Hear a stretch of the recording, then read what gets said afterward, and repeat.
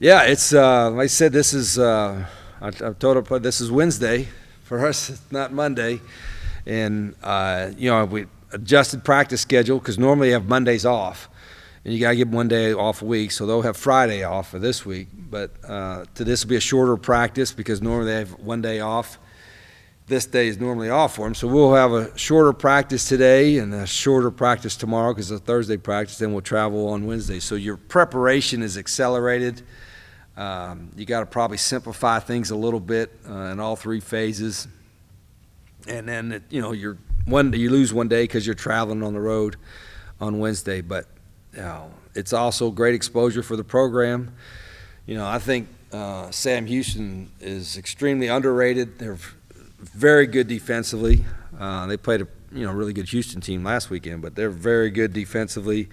I think they're finding their way on offense, and Coach Keeler has had great success. I think when we played them, was it a couple years ago in the playoffs? Yeah, it was. They killed us, right? So our guys, at least our guys that were on the team then, know what kind of program they have.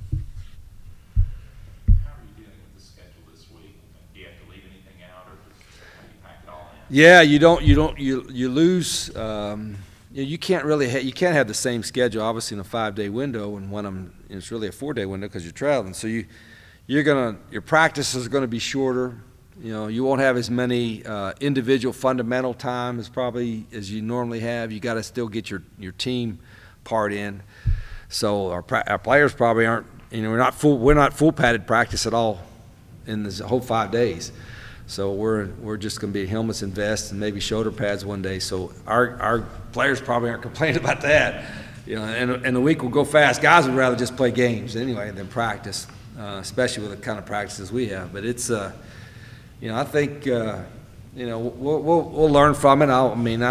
We have a 5-day window, then we play in 6 days for the next one, then in 6 days for the next one. So everything's going to be condensed. The biggest part is that as we talked about, we've got to have a lot of guys ready to play because your depth is going to be an issue because it's such a physical sport, and having that many games that closely, guys are going to get banged up and nicked up and don't have time to come back. So, and then the conference has a limit which I never understood. The visiting team has a limit, but the home team doesn't. So it's like you're disadvantaged already, and then you go on the road and you only bring so many guys, which is, I guess, the cost measure. So what's the limit? 74, which is okay. We can, we'll deal with that. But I teased the conference. I don't mind saying this publicly. We got a lot of great people in our conference, and they're doing a great job of building our things. But I kind of teased them about our slogan and the conference slogan. There's no limits on us, right? Except when it comes to visiting travel squad size.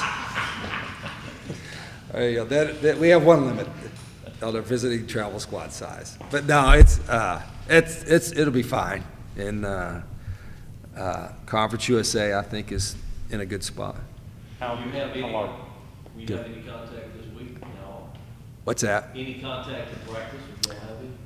No, we even in our full padded days, which are Tuesdays during a normal week, it's thud, it's not live, but we won't have any this week. With all the newness in CUSA this year, what's making the race so far? What's making the league? Well, we're just now getting into it. We obviously the UTEP game was a conference game, but. So I really since we haven't had a lot of interconference games, I haven't watched a lot of interconference film, other than Sam Houston right now. So I think the league is just looking at the scores, and I thought this coming into the season, the league was better than the perception was. Particularly, you got some teams that are really explosive offensively. Sam Houston's really. Look at the teams that try to play, or the scores of some of their games. Defensively they've been outstanding, but I think the league is better than probably perceived to be. But I'll tell you more in about 4 or 5 weeks too. But I said this earlier. I don't mind saying we get to be a true Division 1A program and team. We've got to get bigger. we've got to get faster and all that. That's not to say we can't compete right now, but we're a couple years away from where we're going to be. And I'm excited about where we're going to be. I'm excited where we're at, but I'm more excited about where we're going to be when we build this thing. And when you come out of the tunnel, you look like, oh, look at the size of those linemen, and look how fast those guys are. We're going to get there at some point. You mentioned Quinton Lane kind of walking on and earning a scholarship. Do you remember when y'all decided to give him a scholarship and how it happened and maybe what you saw in him? Yeah, it was during camp, and he was getting better and better, learning our system. He's a great young man, and Coach Garrett, his receiver coach, said, Coach, he's going to play for us. And we had one available. He was in the 2 deep, and so I'm sometime right behind, kind of right in the middle of camp in August. I said, hey, you've earned a scholarship, and congratulations. And obviously that's kind of a neat moment. I don't do that, publicly. Even though I was a walk-on and earned a scholarship, which was a great thrill for me, whatever, I've had a special affinity for guys that kind of earn scholarships as walk-ons, but I don't do it in front of the whole team because I've got other walk-ons that probably are deserving as well, and I'm like, they might be thinking, geez, what about mine? You know what I mean? So I kind of do it privately and come in and call their parents and say, hey, you don't have to pay any bills anymore. That's kind of a neat call. I love that. I mean, there's a lot of parts of my job that are pain in the butt and don't really like, and but that's part of my job that kind of makes your whole week when you can bring a young man in and get his mom or dad or both on the phone and say, listen, you don't have to pay for your schooling, and schooling is paid for. We're picking up the tab. And it's been that's a thrill. That's a thrill for me, and I know it's a thrill for the players, but because I lived that, I kind of see how important that is. So it's kind of neat. Does that ever take you back to when you got a scholarship? Oh yeah, every time. When I did it, I was hell. I think this is when I was in West Virginia, and that's when you had 105 guys on scholarship. I still didn't get one out of high school. And I was still pissed about it. I thought I deserved one because I had played again. We had a real good high school team. We were undefeated, won a state championship, and 3 or 4 guys we beat got scholarships. So I'm like, heck, where's mine at? So I literally had enough money and financial aid. I was a good student, believe it or not. I had enough. I think my dad, he might have been laid off at the coal mines, and so I was getting Pell Grant and student loan, and a little bit academic, just enough to make it for a year. So I had 1 year to kind of make my mark, and I tell everybody, so they moved me from receiver to DB the first day I was there. I'm like, geez, I didn't even make it. What kind of impression was that? And I'm like, but I was too scared to say anything differently. And then my DB coach, who's passed since then, but he was so mean. He was an ex-military guy, and he was so mean, like everybody in front of me was quitting. So I started off 4th on a depth chart, and I was like 2nd by default. I'm like, if I keep hanging in there, hell, I'm going to be starting pretty soon.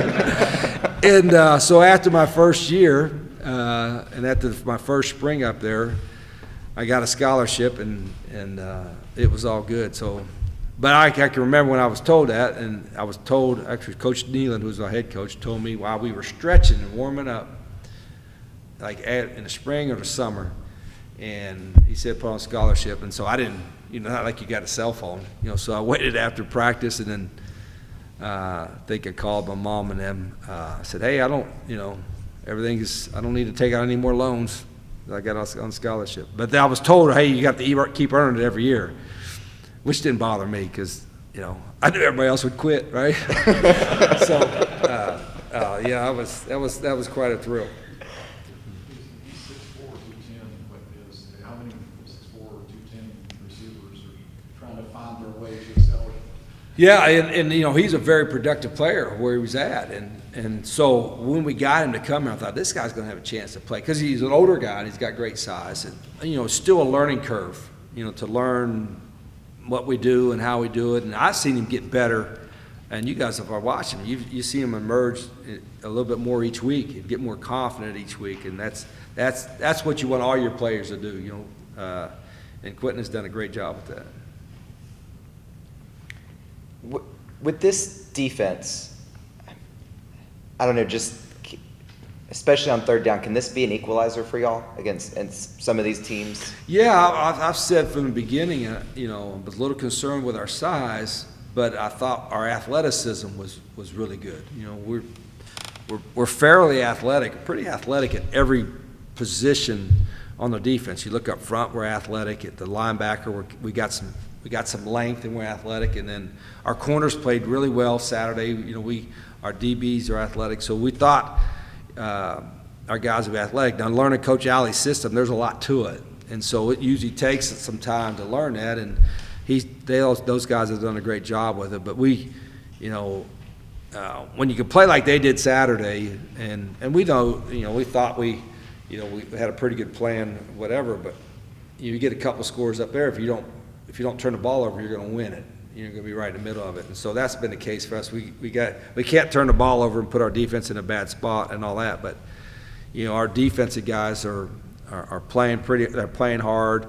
They're Zach and them are doing a great job with them. But that's going to be a key again. And I think in this game, I mean, we're going to, they're so good on defense. Sam Houston and Athletic that there are going to be spots that's going to be tough to move. We hope not, but I know there's going to be, and our defense has got to play well. Jackson Luttrell mentioned, I think 2 or 3 weeks ago, he's playing maybe 15 snaps less than he was last year, and he felt like that was a good thing for him. Do you think y'all are able to be a little more aggressive with some stuff because you have so much depth? Well, that was part of, if you guys remember at the beginning of the year, I wanted to play more people than anybody in the country. And we're not there. We're not playing as many people offensively as we need to, and we will be able to, I think, going forward. But defensively, since the first game, we've played 20-some guys every week. And like I said, with Jackson, he's a tough guy that's been banged up, but he can't play 40, 50 snaps. And so we're rolling some guys in there, and that's probably going to be one of the critical things for us. We don't want to put a guy in just to put a guy in. They got to be able to make plays and do their job. So in the next 4 or 5 weeks, we've got to be able to do that. That and the fact that our tempo is so different offensively that sometimes, like this week, we got first downs, and so our defense wasn't out there as much. But sometimes we get 3 and outs pretty quick. You got to run right back out there, but we're still going to do our tempo, and that part's not going to change. He's came out a couple times Saturday with what looked like a shoulder. Yeah, he's had a bad shoulder for the whole last year and a half. You know what I mean? And I think he's got some kind of deal with the commercial people. Since every time he gets hurt, we go to a commercial break. So maybe Jackson's got some kind of NIL deal with some kind of commercial people. I don't know what it is. No, he's a tough guy. I love him. He's got a great family, and he's a good football player. And he's not 100%. He probably would tell you he's not been 100%, but he's going to put a brace on, and he's going to give his all every time.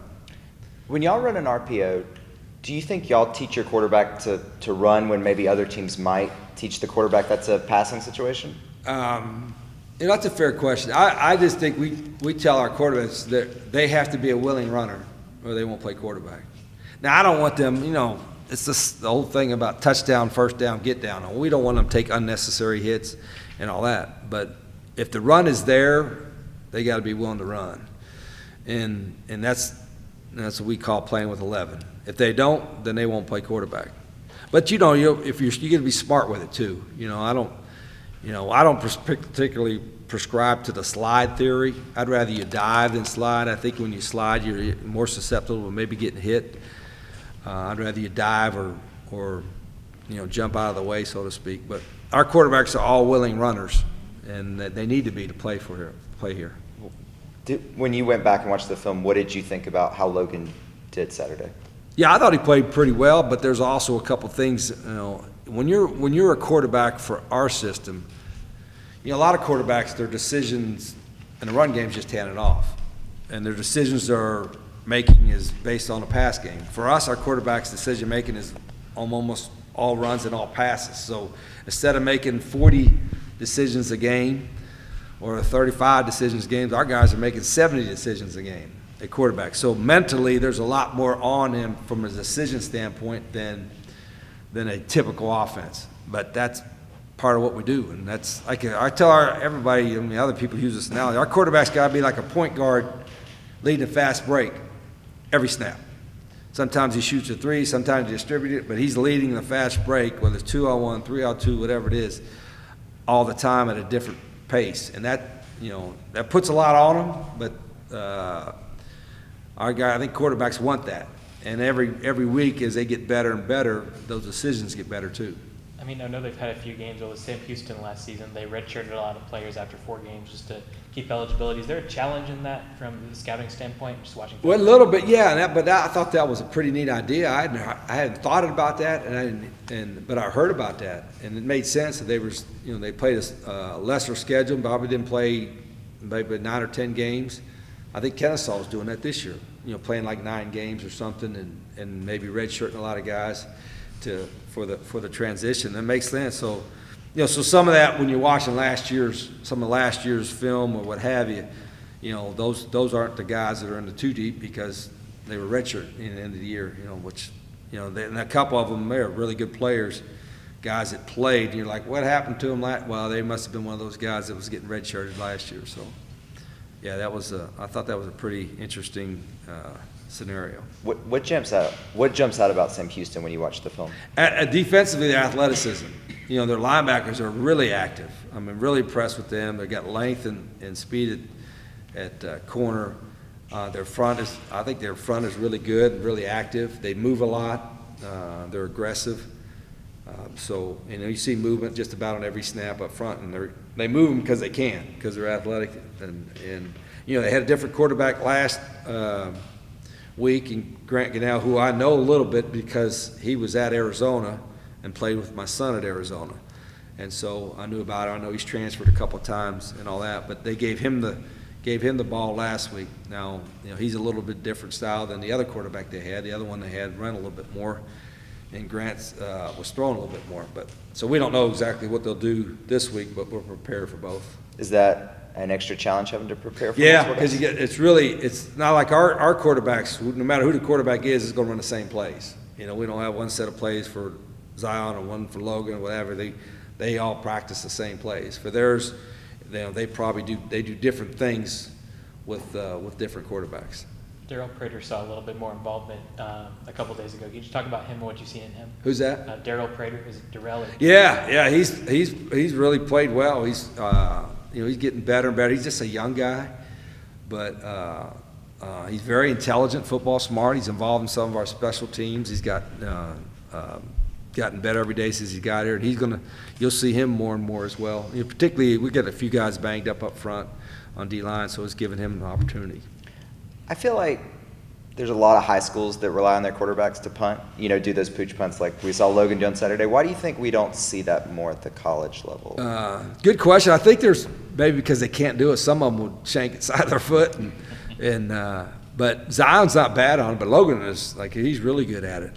And I just think they probably don't have that guy that they could truly trust to it. We have worked on it all year, and it was the perfect situation to do it. If you've got guys that like Logan and Zion that are confident enough to punch it down there, because a lot of times they're not. If you do it and you do it right, they won't have time to run a returner in there, so to speak, and you can get a good little kick. You see it now a lot of times. These punters are averaging 45 yards, but 15, 20 of it's a roll anyway, right? And then, by the way, with that punter last week, I thought Ray Guy came back and suited up in a white shirt. I mean, holy hell, that one was 77 yards in the air. We kept telling Sterling to back up, and it still wasn't enough. Like, what the hell's going on around here? That was unbelievable. Put on a show. Anything else for Coach? Yeah. Did Traylon get his donuts? He did. Miss Raquel right there got him 4 dozen donuts. So they're all a little fat right now, probably. Got a little extra sugar in them, but yeah, they like their donuts. No, hell, that was Lyman. Lyman sharing donuts? It's like asking to get a steak from them or something. It was a good win, getting back in the win column. Coming back home, protecting the home field. It felt good, and the defense put on the show. A shutout. First FBS shutout for the program, so it was a big win for us. Could you just talk about that moment when it sounds like you were maybe in the office with Rich Rod and he told you he was going to put you on scholarship? Oh, yeah. So I got a text from our position coach, Coach Garrett. Well, earlier in the day, he was like come up to the office, Coach Rich Rod wants to talk to you. First thing that comes to my mind, what did I do? What trouble am I in? But no, I went up to the office. He just having a conversation. And then he was asking me about who's helping pay for school and everything. And told him my mom and dad, and he told me to get him on the phone. So then called him up and basically told him that worked hard since I've been here, and he wanted to grant me my scholarship. So that was a big moment for me and my family. Just showing that all my hard work is being seen and noticed by the coaching staff here. So it felt good. Is it safe to say that that's kind of one of those moments that's going to be burned in your memory for a while? Oh, for sure. I'm never going to forget the moment. Even from that text from Coach Garrett, my heart was beating from there. Just wondering if I was in trouble, what I'd do. So, yeah. I mean, you had a really good career, it seems like, at Stetson. I mean, you probably could have had your pick at some other places, but what made you come on and walk on at Jack State? What did you see in the program? It was just the opportunity coming and playing big time football. It's been a dream of mine to play FBS football since a kid. So I knew that if I came in and put the work in and got joined in with the team, I could get the opportunity to play, and scholarship just put the icing on the cake for it. Safe to say that touchdown, you've made other plays this season, but just maybe that's kind of, those are the moments you wanted to have when you decided to come here? Right. Just making the big play, making the play when the opportunity comes in me. So it felt good to get in the end zone again. What was your recruitment like out of high school? Out of high school, it was kind of slow, I would say. Had pretty much service academies and some Ivy League schools, but Stetson was really my only FCS D1 offer. And they came to the school, and I had two former teammates that went to school there, so I was kind of familiar with the school, and it was kind of close to home, about 2 hours away, so that's what made me decide to head there. We talked a little bit about this after the game, just maybe kind of having to be patient, knowing that you never know kind of when your play is going to come. With the way this offense runs, I don't know, have you had to, safe to say, you get more experience blocking than maybe you have in the past, or? I mean, I pride myself on blocking. I'm a big body receiver, so it's got to be a part of my game. So I wouldn't say that it's something that I wasn't used to doing. It's something that was a part of my game. So coming here, it was kind of natural to right now block a little more, but when the opportunity comes with the ball, just try to make the play or make the block that's needed to help the team win. Do you ever, because you never kind of know when Logan or Zion or whoever's a quarterback might run, do you have to kind of look back more to figure out, wait, is he still looking my way, or is he running? Do I need to? Not really. If I look back, I know the defense is going to look back, so you can really listen to the crowd, because they start to roar whenever the quarterback runs, and they seem to get big runs a lot, so you hear that a lot. Quinton, you talked about that process and your scholarship, but last week you were selected team captain. Was that a special moment? Oh, it definitely was. Being on scholarship, that's being a part of the team, but the captain, that means that the team sees you as a leader, and to be able to get that honor in the short time that I've been here, it was a great feeling. I mean, in practice and everything, it just, after going to all these practices, it just seems like the receivers are just like a fun group to be around. Oh, yeah. I mean, can you just tell me a little about kind of how you fit in with their personalities? Man, they're all great guys. You spend most of the time laughing. Sometimes the coach has to tell us to calm down on the laughing and joking, but no, they're all great guys. They root for each other. There's no selfishness in the group. Everybody's looking to have everyone succeed, so it's a great group. Couldn't ask for a better one. Have you got the chance to watch film on Sam Houston on the defense? A little What jumps out about their defense that you've seen? They're fast and physical. They fly around. They kind of remind me of our defense, just the way they get after it. So it'll be a fun and exciting game to go against them. What's different, if anything, about being an offensive player on the road? Just the crowd. At home they're kind of offensive. At work, try to quiet down, but on the road, the crowd just as loud as possible. Just focusing in, watching the ball snap, not listening to the cadence, small things like that. But once the game gets rolling, it's kind of the same. Anything you feel like y'all learned from that trip to Coastal that you think will help this week? We got to finish in the red zone when we have the opportunity. Getting down there, We could have had a big lead on them. We ended up with 3 instead of 6 a couple times in the red zone. So just finishing out the drives with touchdowns rather than field goals. Anything specific y'all can do differently to do that in the red zone? Just keep working. That was a little earlier in the season, so we got more preparation with the bye week and this week coming up, even though it's a shorter week. But just working on everything. Everybody finishing out their jobs and getting the job done. What do you think about the practice schedule this week? I mean, as Rich Rod said, it's really fast-paced. Just what, from a player's standpoint, what's it like? It's different for sure. This is usually our off day, so getting into the swing of things, kind of getting those nicks and bruises out from the game on Saturday and getting back out there. But once you're out there, you don't really feel it. But after practice, probably will. But get in the recovery and get going again. Well, we all very happy to get that shutout. You know, we came close to it against ETSU, but it's not the same when they put points on the board. So, you know, very happy about that. But we're not satisfied. We're still working and looking at things we could have did better. Questions? I think, off the top of my head, I think this is the most sacks y'all have had in 3 years. I think it's the most tackles for loss that Jack State defense has had in, I think, 4 or 5 years. I mean, you know, did y'all note, I mean, is that something y'all talked about, just how much y'all were, negative plays y'all were able to force after in that game? You mean after or before? Yeah, like after the game, did the defense, did y'all kind of acknowledge that and talk about it? Yeah. Every game we acknowledge the things we did well and things we didn't do well. And our goal is always to get sacks and turnovers. And our coach, he felt like we did that and we executed on that game. Anything y'all did better or different on Saturday that y'all can replicate going forward to you know, I'm sure you're not going to have 6 sacks every game, but I mean, anything y'all can do to have more production like that? Yeah, I feel like we finished the sacks when we got there.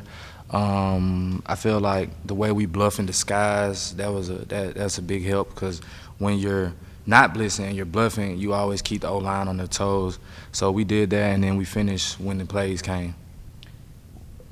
Bluffing that stuff, is that something that maybe earlier in the season you're working on more fundamental stuff and maybe you can add that stuff in as the season goes on? Or I feel like since the summer we've been working a lot on bluffing, because we talked about last season and what we need to do more, and certain days of practice we'll emphasize it if we don't do it as much in the game, because we have to always continue to remember, because if you're beating someone and you can start to think that you don't have other things you should work on, but that is the main thing we always focus on. Our coach, he always says it, and he's just screaming and yelling it during practice. There were a lot of players that had, I think there were 6 players that have at least 4 total tackles. Just what's it like seeing a lot of the players get more involved as the season progresses? It's kind of the norm to me, because like seeing during fall camp, like we get to the ball and our main goal is to make plays. So when the plays come, everybody's trying to eat and get those plays. So you got to get it when it comes. does it help, you know, when y'all go against guys like Zion and Logan in practice, guys that we've seen be pretty athletic, do you think that helps? That's good preparation for trying to, you know, just bring down quarterbacks in a game? Oh yeah, definitely, because we got a lot of QBs that can run, like even past Zion and Logan, and you know, you get juked during practice, that'll have you ready for, because I don't think we played in one as quick and twitchy as our QBs, but yeah, that definitely gets us prepared for the games. What's it meant for you and the rest of the linebackers to have Quay come on this year? Quay Drake? Yeah. Oh yeah, he's a great addition to the team. You know, he's long and lengthy, and he makes a lot of plays on every down. But third down, like, you got a guy that can pass rush and get back into the hooks and things like that to make those plays. You know, because we need the money when the money comes. Safe to say y'all probably talked about his interception after the game? Oh yeah, for sure. Yeah, we played a game together, so we talk about it in the parties and stuff. I mean, just what was that like? It looked, you know, he kind of looked a little bit like a receiver. He's having to catch it right as he's going out of bounds. You know, what did you think of that play, man? During the game, I had just got off the field, so I didn't even see it. I thought the play was over because it was like, I think he was scrambling, and then the ball just went, and I just heard the crowd, so I knew something crazy happened. Then I saw it. Yeah, it was a pretty good play, good ball skills. But he makes great plays on the ball during practice, like every week. What, you know, I know it's a short week, but what have you been able to see from Sam Houston, their offense? Sam Houston, I feel like they're a tough team. We played them before, and they're tough. You know, they're not gonna say too much during the game, but you know they got that type of the toughness about them. I see that they play multiple QBs, and they have a few guys that you gotta watch out for, and they're a little different with their offense, with the things they like to do, and we'll have to prepare for that. Richard said, unlike maybe y'all, who y'all kind of do the same thing, no matter who's the quarterback, they maybe have different preferences or a little bit of different identity with the different quarterbacks. So is that like the first thing y'all have to do is look at the quarterback and then kind of go from there? Yeah, we know that the offense changes depending on who's in, so we have a lot of calls, and that's what we do during fall camp. We rep a lot of our things, so if we need to go back to them, we're able to. So we have the calls for both of them, depending on who plays, you know. Does Zach's defense, does it let y'all be a little more aggressive than maybe some other teams with what y'all are able to do and trying to affect the quarterback? Yeah, don't you think? I mean, we blitz a lot and we disguise a lot, and it's chaotic. And when you can do things like that, you know, you can have the QB do things and just get outside of himself, and we just got to make those plays when they come. We just force them to do what we want them to do. Is it safe to say that's the call you want, the plays you enjoy the most are when coach says, hey, go get the quarterback? Yeah, because I don't blitz a lot. It's like this game I got a couple blitzes, and yeah, definitely. Definitely.